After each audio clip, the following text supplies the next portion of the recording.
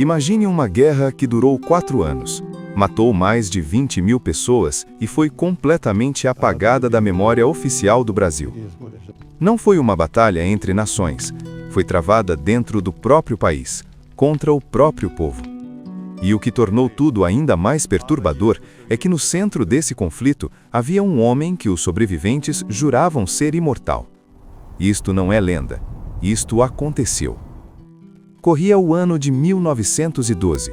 O sul do Brasil ainda sangra antigas feridas. A região conhecida como Contestado, uma faixa de terra disputada entre os estados do Paraná e de Santa Catarina, existe numa espécie de limbo jurídico. Ninguém sabe exatamente a quem pertence. E quando ninguém sabe a quem a terra pertence, os poderosos simplesmente a tomam. Mas a história que você está prestes a ouvir não começa com políticos, nem com coronéis, nem com generais. Ela começa com um monge. Um homem magro, de olhos fundos e voz baixa, que percorria o sertão do sul pregando uma mensagem simples: a terra pertence a quem nela trabalha. Seu nome era José Maria, e em poucos anos ele seria o estopim de uma das maiores revoltas camponesas da história das Américas. Para entender o Contestado, você precisa entender o que foi feito àquelas pessoas.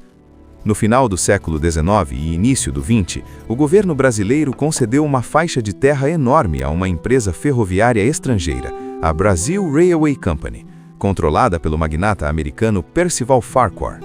A missão era simples: construir uma ferrovia ligando o Rio Grande do Sul a São Paulo. O problema? Dezenas de milhares de pessoas já viviam nessa terra. Caboclos, descendentes de índios e brancos pobres, gente que não tinha escritura de propriedade porque nunca precisou de papel para saber que aquela era a sua terra. Eles viviam ali há gerações, plantavam, caçavam, rezavam, enterravam seus mortos naquele chão. E então, de uma hora para outra, receberam um aviso: precisavam sair. Não havia indenização justa, não havia para onde ir. E para piorar, a ferrovia trouxe consigo algo que destruiria o que restava da economia local: a exploração industrial das florestas de araucárias. Em poucos anos, as madeireiras ligadas à Brazil Railway haviam derrubado quase tudo. O que não foi vendido foi queimado. Uma paisagem que levou séculos para se formar, destruída em menos de uma década. É nesse cenário de desespero que entra José Maria. Ele não chegou pregando revolução, chegou pregando fé, cura, esperança. Dizia ser discípulo do monge João Maria, uma figura quase mítica que, décadas antes, havia percorrido o mesmo sertão, prometendo proteção divina aos pobres e maldição aos opressores. As pessoas acreditaram. E por que não acreditariam?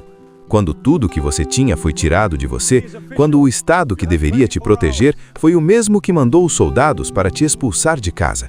A fé é o último território que ninguém pode confiscar.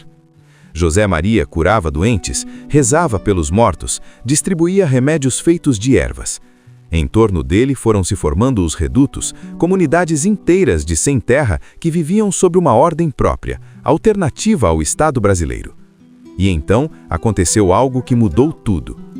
Em outubro de 1912, numa batalha em Irani, pequena, quase simbólica em termos militares, José Maria morreu. Mas os caboclos não acreditaram.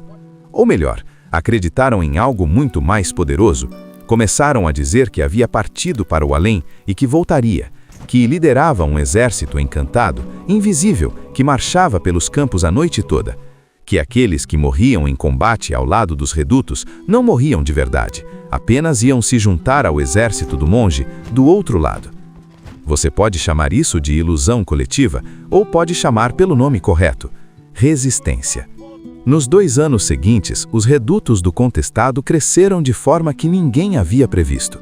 No auge do movimento, acredita-se que mais de 50.000 pessoas viviam nessas comunidades autônomas, fora do controle do Estado. Eles tinham líderes próprios, sistema próprio de distribuição de alimentos, ritos religiosos que misturavam catolicismo com crenças indígenas e africanas. E tinham guerreiros. Os pares de França, como eram chamados, os combatentes acreditavam genuinamente que as orações os tornavam invulneráveis às balas.